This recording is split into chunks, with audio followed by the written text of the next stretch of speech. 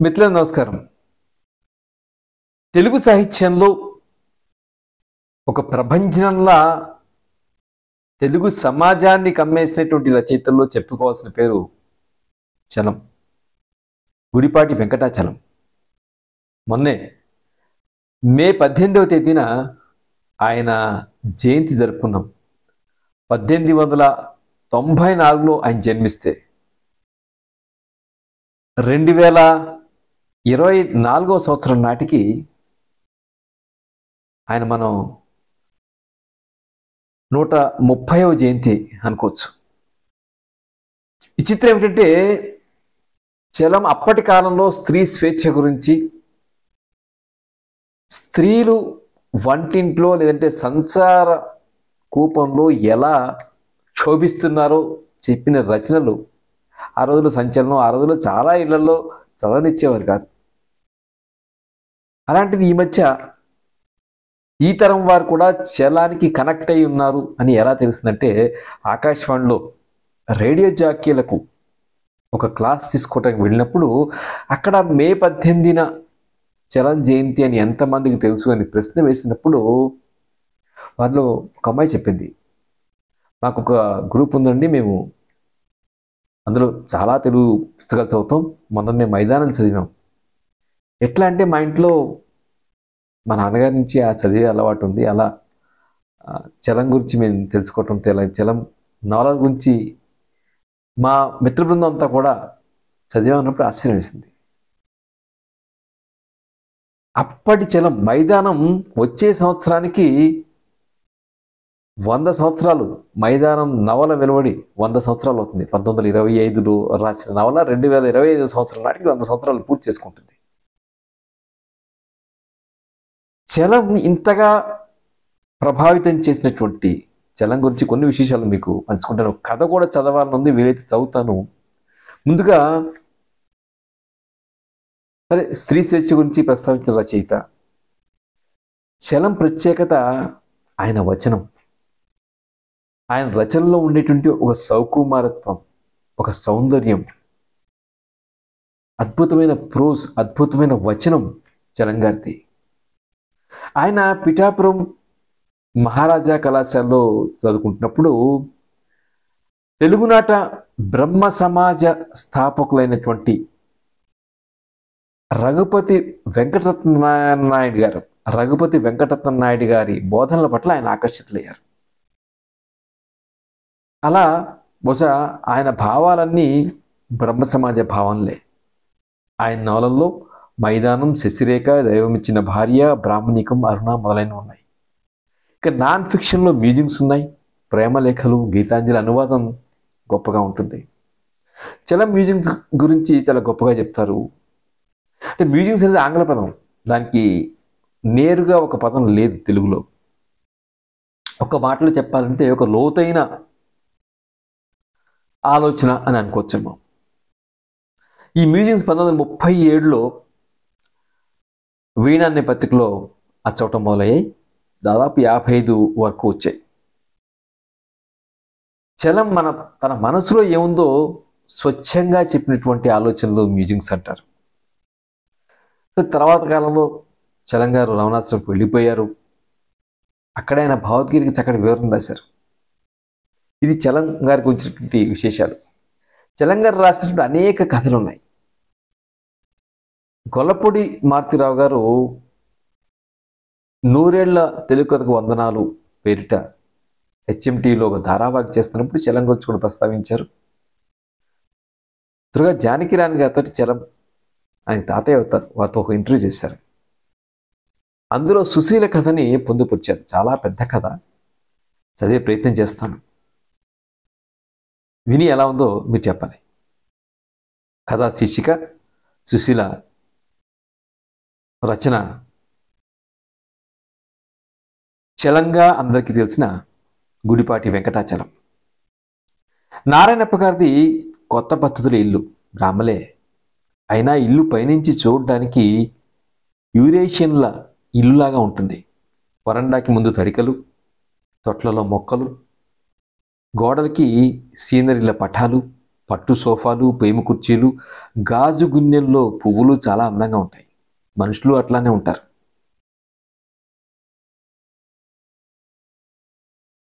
ఆయన బూట్స్లు, షర్ట్లు, బొత్తాములు, కోట్లు, క్రాపింగు, జుట్టు అన్నీ నీట్గా ఉంటాయి. ఆయన భార్య అట్లానే సన్నగా, పొడుగ్గా, చాలా నాజుగ్గా ఉంటుంది. ఆ జుట్టు దూకోవటం, బొట్టు పెట్టుకోవడం, చీర కట్టుకోవడం, నడవడం, నవ్వటం, మాట్లాడటం అన్నీ నాజుగ్గా అందంగా ఉంటాయి. తెల్లవారి లేవగానే చూసినా సరే అట్లానే ఉంటుంది. ఒక్క వెంట్రుక తల నుంచి రేగి ఉండదు. తలలో ఒక్క పువ్వు నలిగి ఉండదు. ఆమె పేరు సుశీల. వాళ్ళ వంటవాడంతే. అంత శుభ్రంగా గవర్నర్ గారి బొట్లర్ కూడా ఉండడు. ఆయన కుక్కలు అంతే. తక్కిన కుక్కల వల్లే అల్లరి చేయవు, అనవసరంగా మొరగవు, బయటికి వెళ్ళవు. వాటి ముక్కు దగ్గర బిస్కెట్లు తింటున్నా అడగవు, కాళ్ళు మీద పట్టవు, నాకమంటేనే చెయ్యి కానీ మూతి కానీ నాకవు. ఆయనకి పిల్లలు లేరు కానీ ఉన్నవాళ్ళు అల్లరి చెయ్యరు, ఎత్తుకోమనరు, తేలికుట్టినా బిగ్గరగా ఏడవరు. నారాయణప్ప గారికి ఆస్తి చాలా ఉంది. ఆర్జించుకునేందుకు ఆయన చాకరీ చేయక్కర్లేదు. కానీ ఎప్పుడూ కూడా సోమరుగా ఉండడు. Chairman, president, secretary, honorary member మొదలైన పనులు ఆయనకి 1 డజన్ ఉన్నాయి. తీరుబడే ఉండదు సాయంత్రం తప్ప. సాయంత్రం ఊళ్ళో పెద్ద ఉద్యోగస్తులందరూ ఆయన ఇంటికి చేరుకుంటారు. ఆయన ఇల్లు ఒక క్లబ్బు. వచ్చేవాళ్ళు లేక ఆ ఊరి క్లబ్బు మూసేశారు.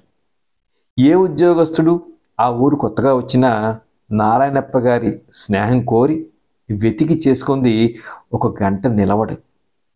వాళ్ళందరూ ఆయన ఇంటికి వస్తారు, టెన్నిస్ ఆడతారు, టీ తాగుతారు, చీట్లాడతారు, రాత్రి 10ంటికి పెడతారు.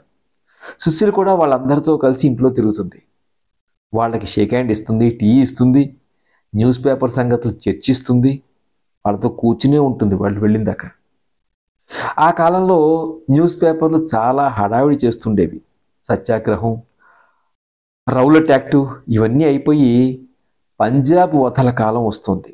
దేశమంతా అల్లకల్లోలమయ్యేటట్టుగా కనపడుతోంది. ఇదంతా సుశీలకి చాలా సరదా. వీళ్ళందరూ ఏమంటారో తెలుసుకోవడం ఆమెకు చాలా ఇష్టం.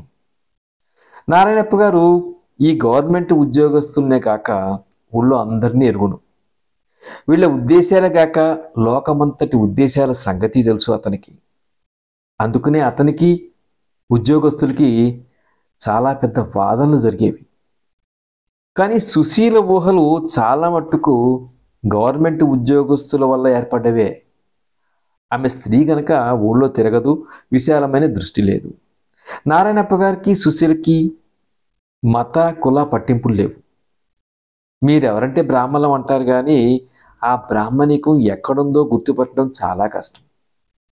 వాళ్ళ ఇంట్లో బ్రాహ్మణుల్ని, తురకల్ని, క్రిస్టియన్లని ఒక మోస్తరుగానే చూస్తారు. కష్టమైన వాళ్ళు రావడం మానేయవచ్చు. వాళ్ళకి లక్ష్యం లేదు. ఇంట్లో ఉన్న ఊళ్ళో ఎవరూ వాళ్ళని హీనంగా చూడరు.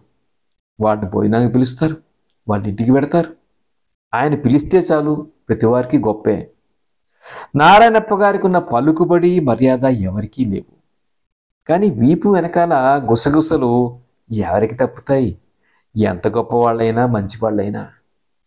సుశీలకి నారాయణప్ప గారికి చాలా ప్రేమ ఒకరి మీద ఒకరికి. ఎన్నడూ ఒకరితో ఒకరు పోట్లాడి ఎరుగరు. ఒకరు చెప్తే అది రెండో వారు ఆజ్ఞగా నెరవేరుస్తారు. నారాయణప్ప గారు భార్య ఆత్మని చంపి తన వశం చేసుకుని, తనకు నీడని చేసుకుని, తన ఊహలే ఆమె తల్లో పెట్టి ఆమె నోట రప్పించి మేమిద్దరం ఒకటైపోయినామనే రకం మంచి కాడు. ఆమె ఊహలకి పనులకి పూర్ణ స్వాతంత్రం ఉంది. ఎన్నడూ ఒకరి మీద ఒకరికి అనుమానం లేదు. అనుమాన పడడం అనే తలపే వారికి సిగ్గు వేస్తుంది. ఇందరు మగాళ్ళు వస్తూ ఉంటారు, పోతూ ఉంటారు. నారాయణప్ప గారు అనేక సార్లు ఇంట్లో ఉండరు. అయినా అనుమానం అన్న మాటే లేదు. కొత్తగా ఆ ఊరు ఒక తురక పోలీస్ సూపరింటెండెంట్ వచ్చాడు. ఆయన పేరు సులేమాన్. చిన్నవాడు, అందమైనవాడు. అతనికి కొత్తగా పని కావడం ఇక్కడికే. ఆయన యూనిఫామ్ కత్తి, పోలీసు ఉద్యోగుల శాల్యూట్లు చూసుకుని ఆయనకి చాలా వినోదంగా, కొంచెం గర్వంగా ఉండేది. అతనికి పెళ్లి కాలేదు. మొత్తానికి ఆయనతో ఆడవారెవరూ లేరు. ఆయన ఇంగ్లాండ్ వెళ్ళొచ్చాడు. ఆయన జాతి ఏమిటో మతం ఏమిటో నిర్ణయించడం కష్టం. సరే, వచ్చిన రోజునే అతను నారాయణప్ప గారింటికి వచ్చాడు. ఆయన ఇంట్లో భార్య, కుక్కలు, ఆయనకు పట్టింపులు లేకపోవటం, ఆ సాయంత్రపు టీ కబుర్లు అన్నీ సులేమాన్కి చాలా సంతోషం, ఆశ్చర్యం కలుగజేశాయి. ఇండియాలో కూడా ఇట్లాంటి వాళ్ళు ఉంటారనుకోలేదు. మొదటి రోజు నుంచి కూడా ఆయనకి సుశీల్కి చాలా స్నేహం అయింది. వారం రోజుల్లో మరీ ఎక్కువైంది. అది అక్కడికి వచ్చే వాళ్ళందరికీ కనపడుతూనే ఉంది. 10 సంవత్సరాలు నారాయణప్ప గారితో కాపురం చేసిన తర్వాత సుశీలకి ఇప్పటికి ఇంకొక పురుషుడి మీద ప్రేమ కలిగింది. ఆమెకు ఈ ప్రేమ ఏమీ ఇష్టం లేదు. నారాయణప్ప గారంటే ఆమెకి ఎక్కువైన గౌరవం కనుక మొదట సుశీల ఈ ప్రేమతో చాలా పొట్లాడింది. 1-2 రోజులు ఉత్త స్నేహం అనుకుని సమాధానపరుచుకుంది. తర్వాత తెలుసుకుని అతనికి దూరంగా ఉండడానికి ప్రయత్నించింది. కానీ సులేమాన్ వెతికి ఆమెను తీసుకొచ్చేవాడు. ఆ తర్వాత ఆమె ఆ ప్రేమని నిలుపుకోలేక ఘోరమైన యుద్ధం చేసింది. కానీ ప్రేమ చాలా మాధుర్యంగా ఉంది. ఆమెకి భర్త మీద భక్తి కానీ పాపభీతి ఏమీ లేవు. అదంతా మూఢత్వం అని ఆమె నమ్మకం. భర్త లేకపోతే అసలు ఈ సందేహాలే ఆమెకు ఉండేవి కావు. ఈ యుద్ధమే అవసరం లేదు. తన భర్తకి ఇవ్వవలసిన ప్రేమ ఇతనికి ఇస్తున్నానని ఆమెకు చాలా బాధగా ఉంది. నారాయణప్ప గారితో చెప్పాలని నిశ్చయించుకుంది. ఆయన్ని చూస్తే భయం లేదు. కానీ ఆయనకి మనోవేదన కలుగుతుందని, తర్వాత ఆయన ఎట్లానన్నా తనని సులేమాన్ స్నేహం మాన్పిస్తాడని భయం వేసి ఊరుకుంది. ప్రేమ జయం పొందింది. భర్త మీద ఇప్పటికీ ప్రేమ ఉంది. అయినా ఈ కొత్త ప్రేమ ఆమెను పూర్తిగా స్వాధీనం చేసుకుంది. కొందరు స్త్రీలు వారిని ఎవరికి పెళ్లి చేస్తే వారిని వెంటనే ప్రేమిస్తారు. ప్రేమించినట్టే ఉంటారు. ప్రేమించామనే వారు అనుకుంటారు. దాంట్లో ఏమీ మోసం లేదు. చాలా నమ్మకస్తులు. కానీ ఎప్పుడో ఒకప్పుడు ఎవరో కొత్త వారి మీద నిలపరాని ప్రేమ కలుగుతుంది వారికి. వారి హృదయాలు ఎవరి కోసం చేయబడ్డాయో అటువంటి వారిని కలుసుకుంటారు. అప్పుడు ఆ మహాగ్నిలో ఈ పూర్వపు ప్రేమ, నీతి, విశ్వాసం అన్నీ దగ్ధమవుతాయి. ఎవరు ఆపలేరు. కొన్ని బయటికి వస్తాయి, కొన్ని ఒకరిద్దరికి తెలిసి ఆగుతాయి, కొన్ని బయటికి రానే రావు. సులేమాన్ స్వభావం అంతా పట్టుదలతో చేయబడింది. తలుచుకున్నాడా అది నెరవేరి తీరాలి. అందాక నిద్రపోడు. పోలీస్ సూపరింట్ కావాలని 15 ఏళ్ల కిందట చిన్న కుర్రవాడిగా ఉన్నప్పుడు అనుకున్నాడు. అయిందాక ఒక్కరోజు ఆ పట్టుని మర్చి ఉండలేదు. సుశీలను చూసిన మొదటి రోజే ఆమెను ప్రేమించానని, తన దాన్ని చేసుకోవాలని అనుకున్నాడు. ఇక అంతే. ఆమె ప్రేమను లోబర్చుకున్న దాకా నిద్రపోలేదు. ఎవరు అడ్డం వచ్చినా తనకెంత నష్టమైనా ఆ పనిని వదలడు. ఈ కాలంలో ఈ దేశంలో పుట్టాడు కానీ హనీబాల్ వంటి దీక్షాపురుషుడు కావాల్సింది. ఆమె తనని ప్రేమిస్తుందా లేదా అన్న ప్రశ్నే లేదు. తప్పించుకోవడానికి ఆమె ప్రయత్నాలు, ఆమె భయము, పశ్చాత్తాపము ఇవన్నీ చూశాడు. తన బలంతో ఆమెను అవన్నీ కూడా తోసేసి తన దగ్గరికి వచ్చేటట్టు చేశాడు. ఇక ముందు వెనకలు లేవు. స్నేహితుణ్ణి మోసం చేస్తున్నాననే ఆలోచన తట్టింది. కానీ దాన్ని పైకి రానియడు. తలుచుకున్నది చేసి తీరాలి. అతనికి ఇంకొకరు చూస్తారు, తనకు అవమానం, అల్లరి ఇట్లాంటి ఆలోచనలు లేనే లేవు. ఎవరన్నా అడిగితే సంగతంతా చెప్పేస్తాడు కూడాను. ఒకనాటి రాత్రి 10ంటికి వచ్చిన వాళ్ళందరూ తోటలోంచి వెళ్ళిపోతున్నారు, చీట్లాట చాలించి. నారాయణప్ప గారు ఆ రాత్రి 12ంటికి కానీ రానన్నాడు. పని మీద వెళ్ళాడు. సులేమాన్ కదలలేదు. ఆఖరి మనిషి వెళ్ళడంతో సుశీల అతను మధ్య అడ్డం తీసేస్తే కలుసుకునే 2 ప్రవాహాల్లాగా కావలించుకున్నారు. సన్నగా తెల్లగా ఉన్న సుశీల రాతి విగ్రహం వల్లే నిలబడ్డ అతన్ని అల్లుకున్నట్లు కలిసిపోయింది. అతని షర్టు మీద, భుజం మీద ముద్దు పెట్టుకుంది. ఇంకా ఎప్పటికీ వదలకుండా అట్లా ఉత్తరీయం వలె ఉండిపోతుందేమో అనిపించింది. పొద్దునుంచి ఎదురు చూస్తున్నాను, ఇక వదలను, ఎన్నటికీ వదలను.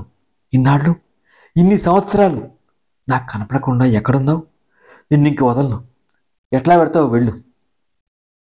రాత్రి 1 గంట అయింది. మంచం మీద సుశీల నిద్రపోతున్నట్టుగా పడుకునుంది. సన్నని దీపం వెలుగుతుంది. నారాయణప్ప గారు పడుకోవడానికి కోటు అవి తీసేస్తున్నారు.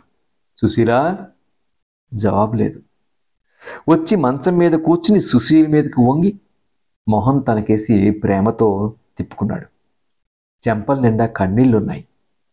ఎన్నడూ లేనిది జుట్టు చీదరగా చెంపల కతుక్కుని ఉంది. ఆయన చాలా ఆశ్చర్యపడ్డాడు. సుశీల, సుశీల, ఏమిటి ఈ కన్నీళ్ళేమిటి? ఎందుకు ఇచ్చావు? ఆమెనంతా లాక్కుని తన వైపు తొడల మీద పడుకోబెట్టుకున్నాడు. సుశీల కళ్ళు విప్పింది. మళ్ళీ నీళ్లు కారుతున్నాయి. ఏం లేదు, ఏదో దిగులేసింది. నారాయణప్ప గారికి వారం రోజుల నుంచి ఏదో చెప్పలేని బాధగా ఉంది. కారణం ఆలోచించినా తేలలేదు. ఇప్పుడు సుశీల్ చూడగానే ఈమె విషయమయ్యే ఆ బాధ అని తట్టింది. సుశీల, ఏదో ఉంది, నా దగ్గర నుంచి నువ్వు దాస్తున్నావు. ఏం లేదు, నేను నమ్మను. దాస్తావా? నాతో చెప్పకుండా చెప్పవు? నేనేమి అనను అని నీకు తెలీదు? చెప్పు. నా సుశీలవు కదూ, చెప్పవు? చి, ఏడుస్తారా? చెప్పేయి, నేను ఆలోచిస్తాగా తర్వాత ఏం చేయాలో. అంతా అతనితో చెప్పేసి శాంతి పొందాలని సుశీలకి ఎంతగానో అనిపించింది. కానీ చెప్పేస్తే తర్వాత ఆ రాత్రి ఏమీ చెప్పలేదు. సుశీల ఏదో మనోవ్యధలో ఉందని నారాయణప్ప గారికి తెలిసిపోయింది. తనకి ఎందుకు చెప్పలేదు ఆయనకు అర్థం కాలేదు. తనే ఎట్లా అన్నా తెలుసుకుని పోగొట్టాలని నిశ్చయించుకున్నాడు. ఏమీ అనుమాత్రం మనసులో లేదు. ఆయనకి ఇంతే కాకుండా సులేమాన్ అంటే కూడా అయిష్టం మొదలుపెట్టింది నిష్కారణంగా. అతను ఏమన్నా అంటే సహజంగా దాన్ని కాదంటాడు. సుశీల, సులేమాన్ ఒకటే మాట. గవర్నమెంట్ పక్షం, ఇతను ప్రజల పక్షం. సులేమాన్ని చూస్తే ఆయనకి ఒక విధమైన భయం కూడా పట్టుకుంది. ఆ నిష్కారమైన భయం సంగతి తలుచుకుని నారాయణప్ప గారు తనలో తాను నవ్వుకునేవారు. ఒకరోజు పొద్దున్న సుశీల్ పోలీస్ లైన్లకి పెడతానంది. ఆ వేళ గొప్ప డ్రిల్ జరుగుతుందని చూడ్డానికి సులేమాన్ రమ్మన్నట్ట. సుశీల తనని యూనిఫామ్లో చూడాలని అతని ఆశ. నారాయణప్ప గారు, ఎందుకు లేదు, అందరు ఉద్యోగస్తులో నువ్వు ఆడదాన్ని ఒక్కతో వెళ్ళడం బాగుంటుందా అన్నాడు. నేను వస్తానని చెప్పాను, పాప ఆయన ఎదురు చూస్తూ ఉంటాడు అంది సుశీల. ఇప్పుడు నువ్వు వెళ్ళకపోతే అతను డ్రిల్ ఆగుతుందా, పోనిద్దు అన్నాడు నారాయణప్ప. అట్లా కాదు, పెడతాను, ఉండిపోవడానికి నాకేం కారణం కనపట్టేలా అంది. ఇద్దరికీ భేదాలు వస్తున్నాయి. సన్నని చీనా పట్టు చీర కట్టుకుని తల్లో గులాబీ పూలు పెట్టుకుని గుర్రబండిలో వెళ్ళింది. ఇంకా సులేమాన్ బంగ్లా నుంచి బయలుదేరలేదు. కాఫీ తీసుకోబోతున్నాడు. యూనిఫామ్ వేసుకుని పెద్ద కత్తి కిందకి వేలాడుకుంటూ పెద్ద చేతులు, ఆ బలిసిన మెడ, గుండ్రని దవడలు అతన్ని చూసింది.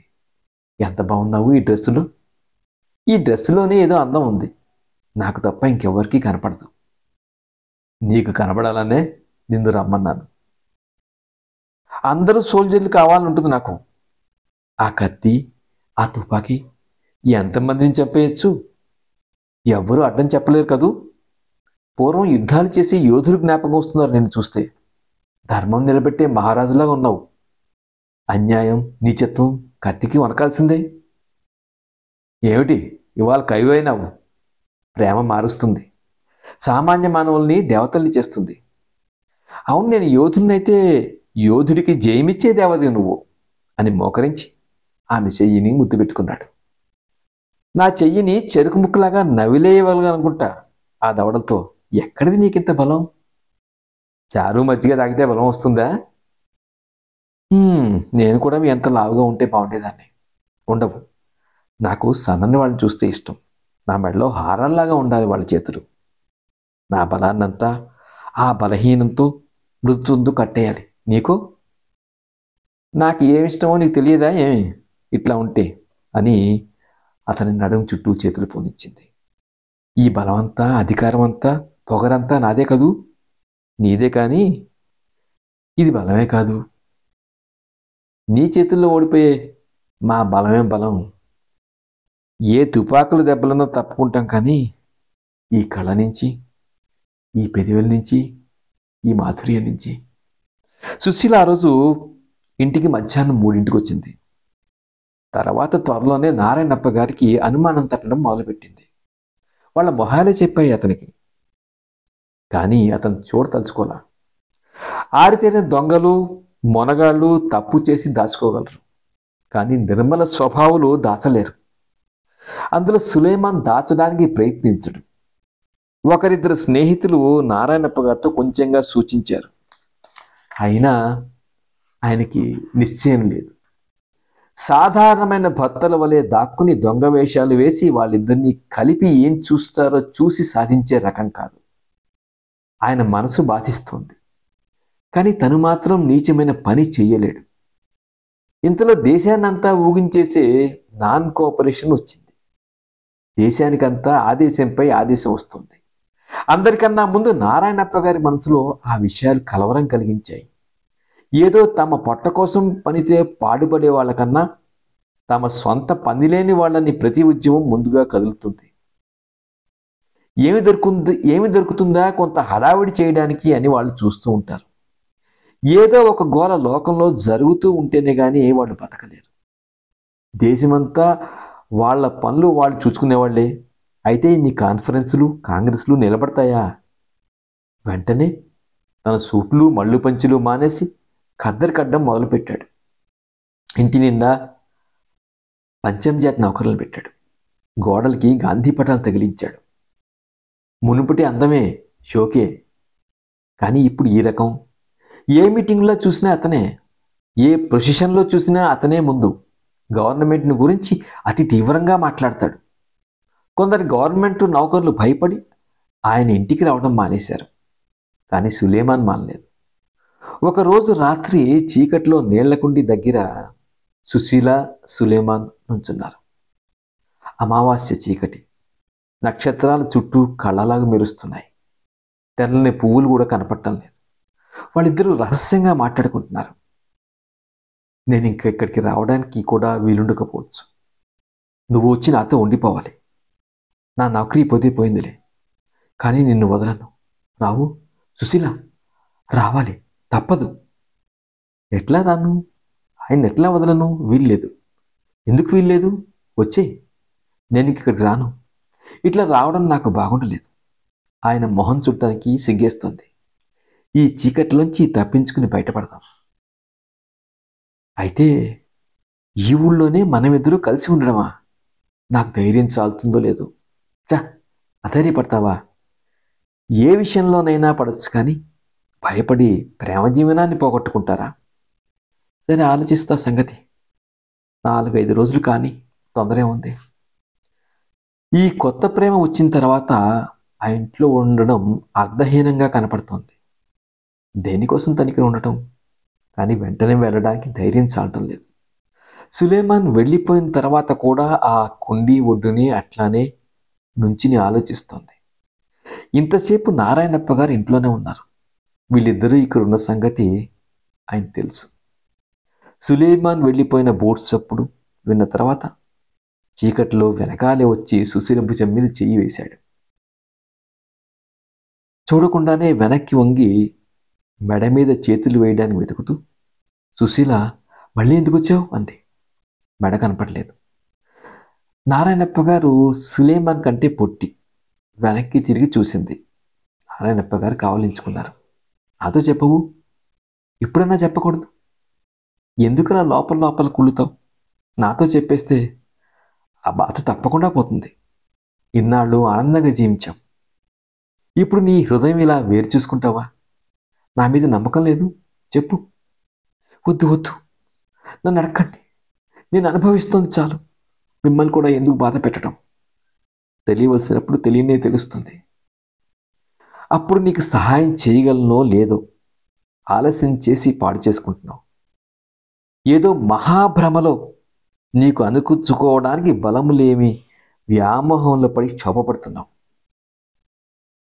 నన్ను నీకు సహాయం చేయని, నా బలం కూడా నీకు ఇస్తాను. నేను నీతో కూడా కలిసి ఆలోచిస్తాను.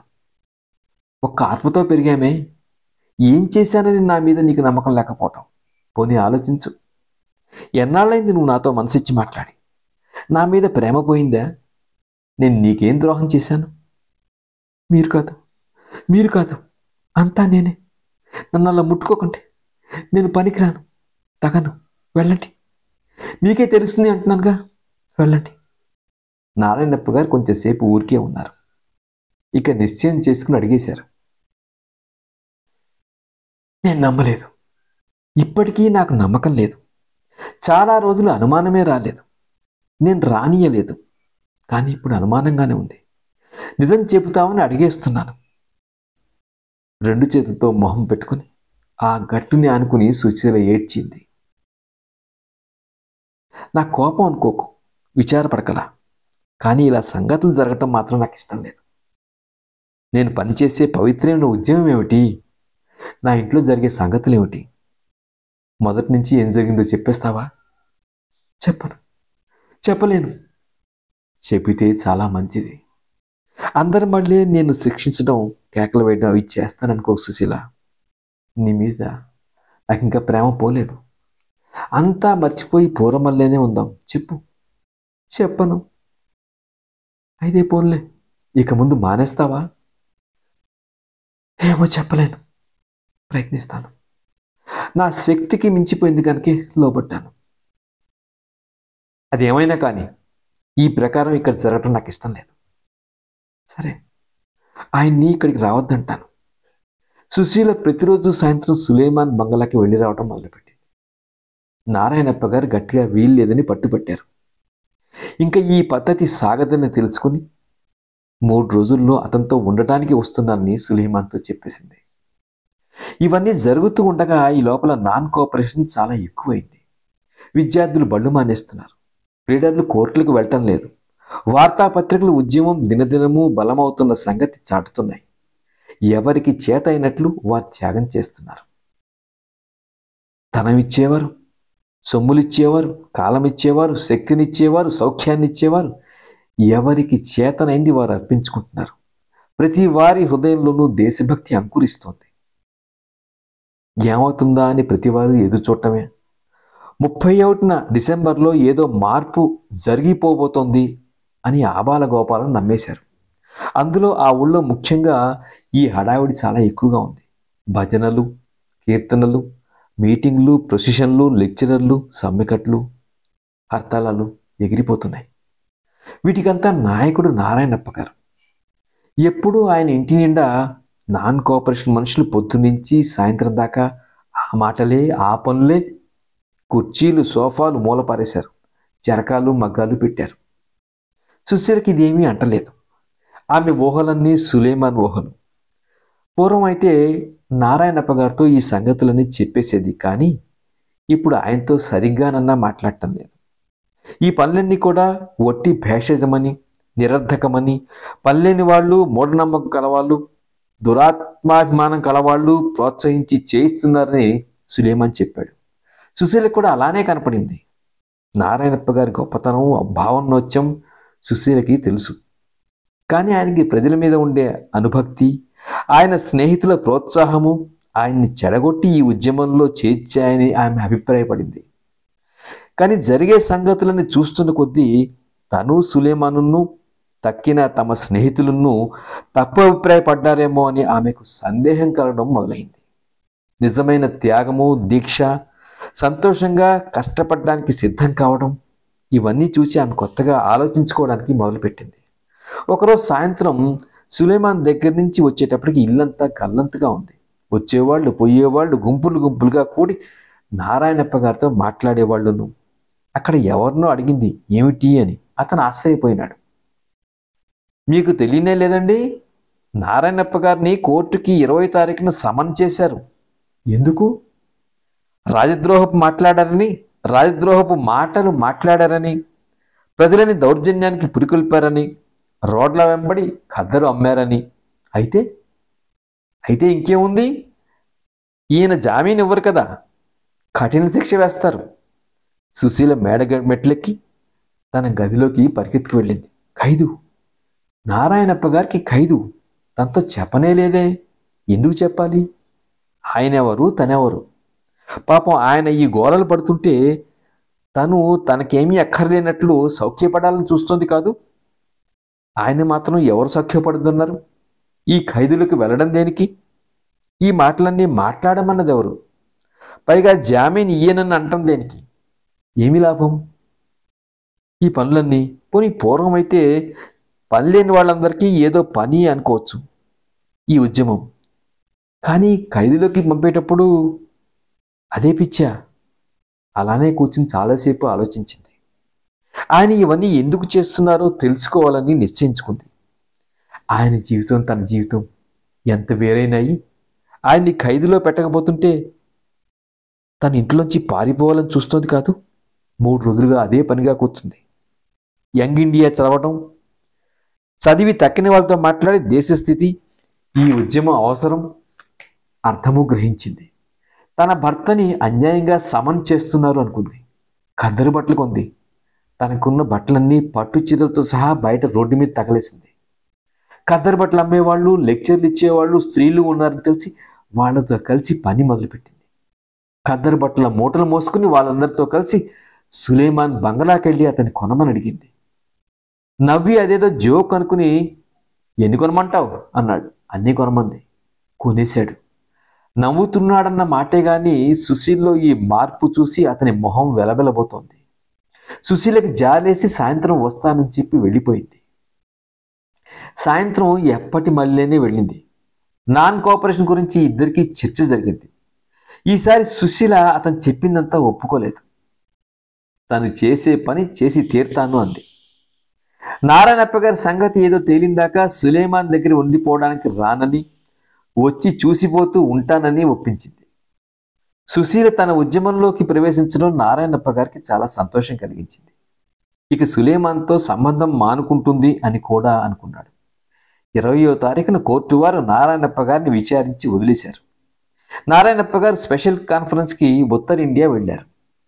నారాయణప్ప గారి పని కొంత భాగం సుశీల మీద పడింది. అది కాక కొందరు నాయకుల్ని అరెస్ట్ చేశారు. ఆ భారమంతా కూడా సుశీలే పూనుకున్నది. పొద్దున్న లేచింది మొదలు సాయంత్రం వరకు ఎడతెగని పని ఇప్పుడు ఆమెకి. ఊరంతా ఆమె మీద ఎంతో భక్తి. ఆమెకి సులేమాన్కి ఏదో సంబంధం ఉందనే అనుమానం చాలామందికి ఉంది, కానీ ఆ గోలల్లో ఆలోచించడానికి ఎవరికీ తీరుబడలేదు. సుశీలకి ప్రతిరోజు సులేమాన్ దగ్గరికి వెళ్ళడానికి వీలయ్యేది కాదు. బండి ఆపి లోపలికి వెళ్ళి అతను చూసి, టైం లేదు, ఇవాళకి వెళ్ళని, రేపు వస్తా అనేది. ఒక వారం అయిన తర్వాత ఒకసారి 4 రోజులు అతని ఇంటికి అసలు వెళ్ళలేదు. రోజు రోజు సులేమాన్కి ఆమె మీద వెర్రి ప్రేమ ఎక్కువైపోతుంది. బయట తిరిగి వ్యవహారాలు చక్క పెట్టుకునే నాయకురాలను చూసే కొద్దీ అతనికి ఒక విధమైన పూజ్యభావము, భక్తి ఏర్పడుతున్నాయి. ఈ ఉత్సాహ ప్రపంచంలో పడి నీతిని, మర్యాదని బోధించే స్నేహితుల మాటలు విని తనతో మాట్లాడడం మానేస్తుందేమో అని భయం ఎక్కువ అవుతుంది. అప్పటి నుంచి భరించరాని విరహావస్థ తటస్థమయ్యింది. తనే ఆమె ఇంటికి వెళ్ళడం మొదలుపెట్టాడు. ఆమె ఇంటి దగ్గర ఉండేది కాదు. రాత్రి 10 గంటల దాకా కూర్చునేవాడు. అప్పుడు ఆమె వచ్చి భోజనం చేసి, నా సులేం, ఏం చేయని చెప్పు, నా కోసం కాచు కూర్చున్నావా? రోజుల్లా అలసి ఉన్నాను. ఇప్పుడు నీతో కూర్చోవడానికి కూడా ఓపిక లేదు. కళ్ళు కూరుకొస్తున్నాయి. పొద్దున్నే 5ంటికి లేవాలి. ఇవాళకి ఇవి చాలవు అని పంపించేసేది. సులేమాన్ ఆమెని తన దగ్గరికి వచ్చి ఉండవని ప్రాణం తీసేవాడు. ఇంకొకటి పెళ్ళాన్ని తెచ్చుకోవడమే తప్పు, అందులో నాన్ కోఆపరేషన్ దాన్ని తెచ్చుకుంటే ఇంకా ఇబ్బందులు తటస్థిస్తాయి అని నవ్వేసేది. అతను ఒప్పుకునేవాడు కాదు. ఆమె వస్తానన్న సంగతి జ్ఞాపకం చేసేవాడు. మరి దేశం అంతా ఇట్లా గోలగోలగా ఉంటే, అందరూ త్యాగం చేస్తూ ఉంటే, అనేక మంది అనలేక అల్లల్లాడుతూ అనేక మంది స్త్రీల భర్తలు జైల్లోకి వెడుతూ ఉంటే, నేను వచ్చి నీతో సౌఖ్యం అనుభవించనా? వచ్చినా నాకేమి మనస్థిమితం ఉంటుందని?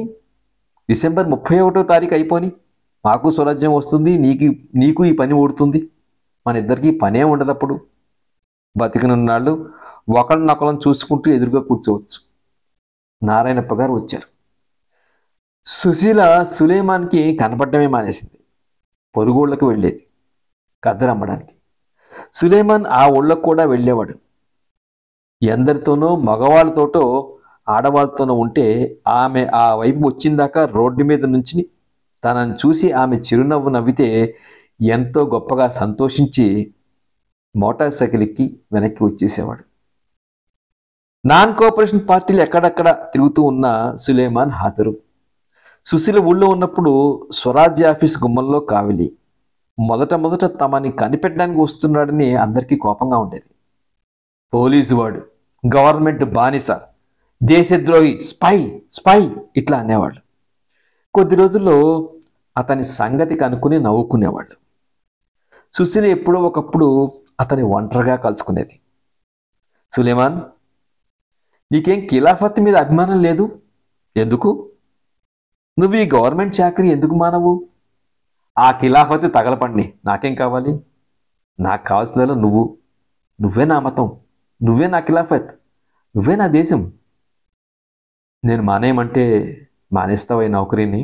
ఈ నిమిషం కాగితం కలము తీసుకురా. అదంతా ఎందుకు? నువ్వు ఇక్కడికి వస్తే చాలు, ఇంక పని ప్రస్తావనే ఉండదు. నేను నీ వెనక ఖద్దరు మూటలు మోసుకు తిరుగుతాను. కాంగ్రెస్ నుంచి వచ్చిన 15 రోజుల్లో నారాయణప్ప గారిని అరెస్ట్ చేశారు. ఊరంతా చాలా గోలైంది. 3000 జామీన్ ఇవ్వాలి, లేకపోతే 3 నెలల ఖైదు. మొదటి నుంచి నారాయణప్ప గారి శ్వాసకోశాలు బలహీనమైనవి. ఈ ఉద్యమంలో ఎడతెరిపి లేకుండా పనిచేయడంతో ఆయన చాలా బలహీనమైనారు. డాక్టర్ ఖైదులోనికి వెళ్ళవద్దని, అపాయకరమని అన్నాడు. ఏ కారణం చేత తను మానినా దేశంలో తన మీద నింద పడుతుందని తెలుసు ఆయనకి. ఇన్నాళ్ళు అందరినీ పురికొల్పి చివరికి తాను సమయం వచ్చేటప్పటికి తప్పుకున్నట్లుగా ఉంటుంది. అందువల్ల జామీన్ ఇవ్వకుండా ఉండటానికి ఆయనకి ధైర్యం చాలింది కాదు. నారాయణప్ప గారిని జైలుకి పంపారు. అందరూ ఆ ఛార్జీ అన్యాయం అన్నారు. సుశీలకి అట్లానే తోచింది. అన్యాయంగా ఆయన్ని శిక్షించినందుకు గవర్నమెంట్ మీద చాలా కోపం వచ్చింది. నారాయణప్ప గారి మీద జాలి కలిగింది. తను కూడా ఆయన మాట్లాడిన మాటలే మీటింగ్లో మాట్లాడి తనని కూడా అరెస్ట్ చేయమని అడిగింది. దినదినము సుశీలకి సులేమాన్కి ప్రేమ ఎక్కువవుతోంది.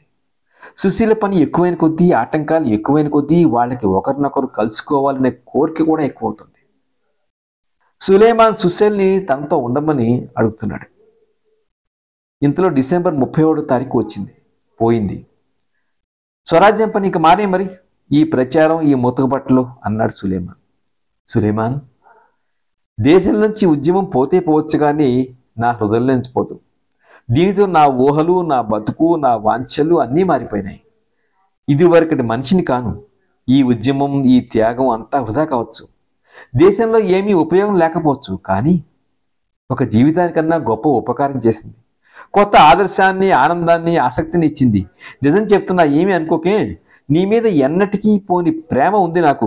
నన్ను మింగేస్తున్న ప్రేమ, నా దేహాన్ని, ప్రాణాన్ని నీవి చేసిన ప్రేమ. అంతేకాని ఇదివరకు వలె నీ హోదా, నీ ఉద్యోగం చూస్తే నాకేమీ గౌరవం లేదు ఇప్పుడు. నా అభిప్రాయం అంతా తిండి కోసం బానిసత్వం అని. ఆ యూనిఫామ్ చూస్తే నాకు పంజాబ్ వతలు, నిరాయుధుల్ని కాల్చడం జ్ఞాపకం వస్తాయి. జైల్లో నారాయణప్ప గారికి జబ్బుగా ఉన్నట్లు తెలిసింది. సుశీలకి చాలా విచారంగా ఉంది. ఆనాడు రాత్రే సుశీల తోటలో ఒంటరిగా ఆలోచిస్తూ కూర్చుంది. తన భర్త జబ్బు చేస్తుందని ముందే తెలిసి కూడా ఆయన వెర్రిగా జైలుకు వెళ్ళిన సంగతి, ఉద్యమం స్థితి, తన ప్రేమ అన్నీ తలపుకు వస్తున్నాయి. ఇంటి ముందు మోటార్ సైకిల్ ఆగింది. సులేమాన్ లోపలికి వచ్చాడు. కూర్చుని సుశీల మెడ చుట్టూ చెయ్యి వేసి, దొరికావు చివరికి. ఎవరూ లేరే? తప్పించుకొచ్చేసాను. నాకోసమే? మరక్కడ రాలేదే? కాదు, ఆలోచిస్తున్నాను. ఏమిటి అంతాను? ఈ వినోదం అంతా నాకు వినోదంగా లేదు. చెప్పు మరి. మళ్ళీ నిన్ను విసిగిస్తాను గావును, కానీ నాకు ఇదే తలపు, ఆహారం, నిద్ర వదిలాను. సుశీల, ఎన్నాళ్ళు చెప్పు ఇట్లా? ఎన్నటికీ రావు. సులేమాన్, ఒక మాట చెప్తా, నీ కోపం రాకూడదు. ఏమీ దాస్తున్నాను అనుకోకు. నన్ను ప్రేమిస్తున్నానంటున్నావా? నా హృదయాన్ని అర్థం చేసుకునే శక్తి ఇవ్వాలి నీకు ఆ ప్రేమ. లేకపోతే వృధాయే కదా.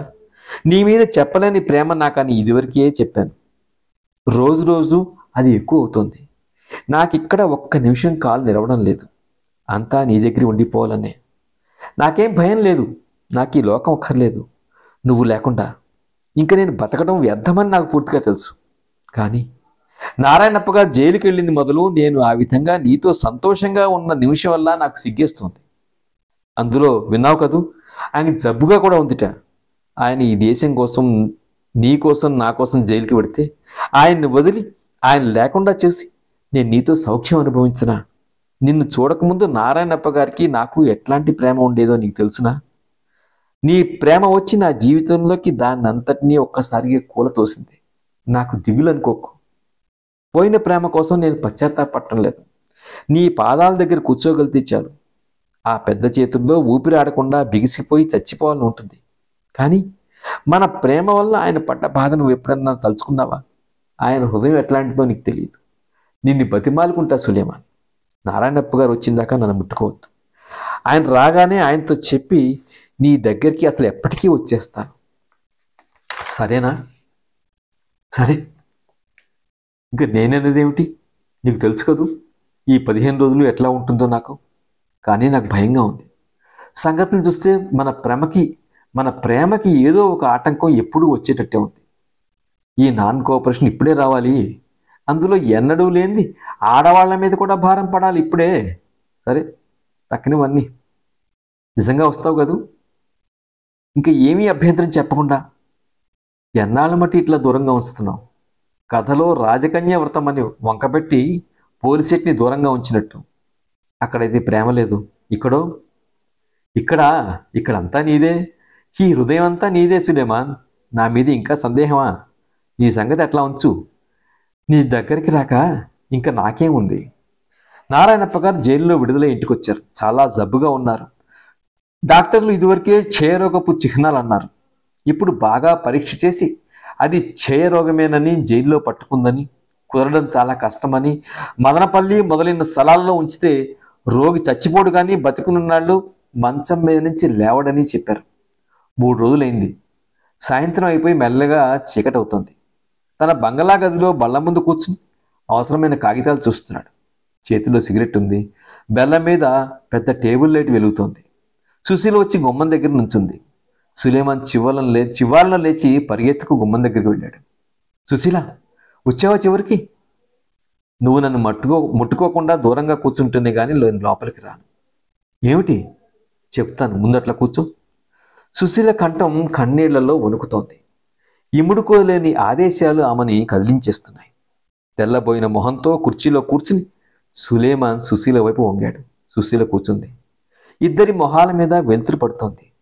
సులేమాన్ చేతుల నుంచి సిగరెట్ జారి కింద పడింది. వణుకుతున్న వేళ్లతో ఇంకోటి వెలిగించుకున్నాడు. సుశీల బల్ల మీద చేతులు వేసి తలని ఆనించి ఏడుస్తోంది. సులేమాన్ చూడలేకపోయాడు. లేచి వచ్చి ఆమె తల మీద చేయి వేసి సుశీల అన్నాడు. సుశీల లేచి, అట్లా కూర్చో, ఏడవను, చెప్తా. నేను ఇక్కడికి రాను. నీకు తెలిసింది కదూ నారాయణప్ప గారి స్థితి. ఆయన ఎవరు చూస్తారు? నేను కాకపోతే ఇంక దిక్కెవరు? సులేమాన్ ఆలోచించాడు. అతనికి తమ్ముళ్ళు ఎవరో ఉండాలి కదా. ఉంటే మాత్రం వాళ్ళు నేను చూసినట్లు చూస్తారా? ఇన్నాళ్ళు వాళ్ళ సంబంధం లేకుండా అవసరం వచ్చేటప్పటికి వాళ్ళ మీద పడేనా? ఎట్లా ఉంటుంది ఆలోచించుకో. ఎవళ్ళన్నా ఆయన్ని జాగ్రత్త తీసుకున్నా ఆయన్ని వదిలి నేను సంతోషంగా ఉండనా? నాకు వస్తే ఆయన చేసేవారు కాదు. నేనంత హృదయం లేని దాన్ని అయితే నీకు నన్ను చూస్తే గౌరవం ఉంటుంది. నీకే ఇట్లాంటి జబ్బు చేస్తే వదిలేస్తే సరేలే అనుకున్నట్లే అయింది. అతన్ని తనకి కట్టేసుకోవడానికి ఈ జబ్బు తెచ్చుకున్నట్టుగా ఉంది.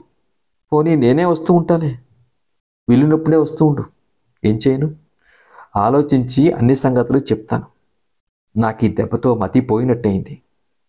ఇటు నీ ప్రేమ, అటు కర్తవ్యం నా ప్రాణాలు చీలుస్తున్నాయి. సుశీల మళ్ళీ సులేమాన్కి కనపడలేదు. వారం రోజుల్లో నారాయణప్ప గారిని తీసుకుని మదనపల్లి వెళ్ళిపోయింది. సులేమాన్ 2 నెలలు చూశాడు. జవాబు లేదు. చివరికి తనే వెళ్ళాడు.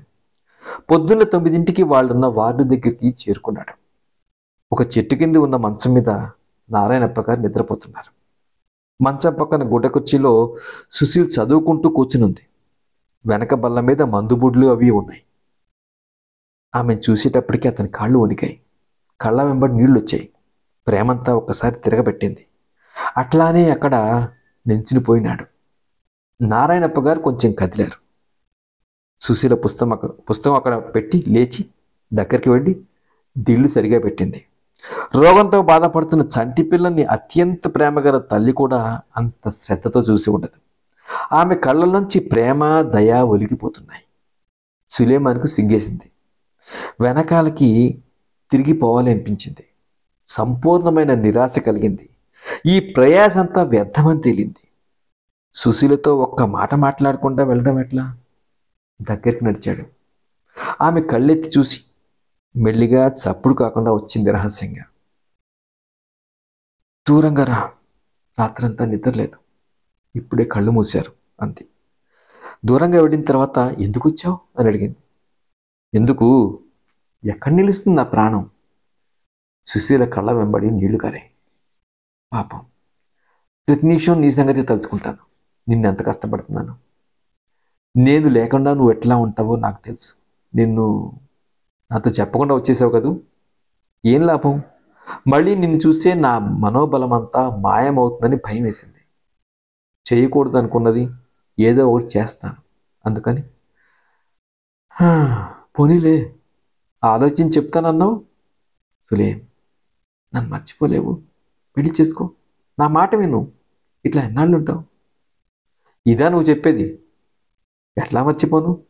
ఎక్కడున్నా నీ రూపమే కనపడుతుంది, నీ కంఠమే వినపడుతుంది, నీ పనులే జ్ఞాపకం వస్తాయి. ఏం చేయను? అట్లా చూడు, వదిలిపెట్టి రమ్మడానికి నీకు నోరొస్తుందా? వద్దు, నేను నా పని మానేసి ఇక్కడే ఉంటాను, ఉన్ని. కానీ ఇది ఒక రకంగా ఉండను సులేం. అంతా ఆలోచించాను. ఏం, నా మీద ప్రేమ లేదా? ఉంది, చాలా ఉంది. కానీ ఆయన మీద అపరిమితమైన ప్రేమ వచ్చింది. ఏదో జాలి కాదు, నిజంగా ప్రేమ. అట్లా చూస్తామే, ఆశ్చర్యంగా ఉందా? ఆ బొమ్మికల కుప్ప మీద ప్రేమ ఏమిటి అనిపిస్తుందా నీకు? అవును, అట్లాంటి ప్రేమ కాదు. నీ మీద ప్రేమ రకం కాదు. ఆ పాదాల దుమ్ము నెత్తిన వేసుకోవడానికి తగననే భక్తితో కూడిన ప్రేమ. నా దేశం కోసం, నా ప్రజల కోసం అట్లా అయినారు. తన ఆరోగ్యాన్ని అర్పించారు. వ్యర్థమైన దానికి, ఏమాత్రము జయము ఆశ లేని దానికోసం అంత త్యాగం చేశారు. తెలిసి వద్దు అని డాక్టర్లు అంటున్నా చేతులారా తెచ్చుకున్నారు. ఆ మహాగౌరవంతో నా ఆత్మే ఆయనదైంది. ఈ శరీరం, ఈ మనసు, శక్తి అన్నీ ఆయనవే. వాటిల్లో ఇంకొకరికి భాగం ఇవ్వడానికి వీల్లేదు. నీకు కూడా క్షమించు. మనమిద్దరం కూడా ఆ కాళ్ళని తల మీద ఆనించుకోవడానికి పనికిరాము. నా సంగతి ఏమిటి సుశీల? ఇంకా నన్ను క్షమించు, 1000 సార్లు క్షమించు. నాకెంత విచారంగా ఉందో నీకు తెలియదు. నీ హృదయాన్ని లాక్కొని నిన్నిట్లా ఏడిపించడం నన్నెంత విచార పెడుతుందో. ఏం చెయ్యను? అట్లా కాకుండా ఇంకెట్లానైనా నీ సేవ చేయగలిగితే, నీ దుఃఖం పోగొట్టగలిగితే. సుశీల, ఇదంతా నువ్వు తెచ్చిపెట్టుకున్నావు. ఆయన ఏదో మహాత్యాగం చేశారని, గొప్ప అపాయంలో ఉన్నారని. సులేమాన్, నీకు అర్థం కాదు. ఆయన సేవకి ఈ చేతులు నిర్మలంగా ఉంచకపోతే అవి నాకెంత బాధగా ఉందో ఏం చెప్పను. ఇంకా ఆశపడకు. ఉత్తరాలు రాసి నువ్వు ఇక్కడికి వచ్చి ఏం ప్రయోజనం లేదు. వెళ్ళు. వెళ్ళమనడానికి నోరు రాదు, కానీ ఏం చెయ్యను. సుశీల, వెళ్ళు. నీకు నమస్కారం చేస్తా. నా నిశ్చయాన్ని చెడగొట్టడానికి చూడకు. చెడదు. అన్నాళ్ళు నిజంగా నిన్ను హృదయపూర్వకంగా ప్రేమించా, ఎంతో ఆనందం అనుభవించా. అయితే ఆయన ఒకవేళ పోతే అనకు, ఆ మాట అనకు. అది తలవను కూడా తలవను. నాకు చాలా కష్టంగా ఉంటుంది. ఆయన లేకపోతే నేనుంటానా? దూరంగా సులేమాన్ కొండ దిగి పెడుతున్నాడు. సుశీల మంచం దగ్గర కుర్చీలో చప్పుడు కాకుండా ఏడుస్తుంది. వెనకాల ఆపు వీపు మీద నారాయణప్ప గారు చేయి వేశారు. సుశీల చూస్తూనే ఉన్నా. ఎట్లా ఉంటావు? వెళ్ళు. నీకు ఆనందం అక్కర్లేదు. ఆ సంగతి మాట్లాడకండి, అదంతా అయిపోయింది.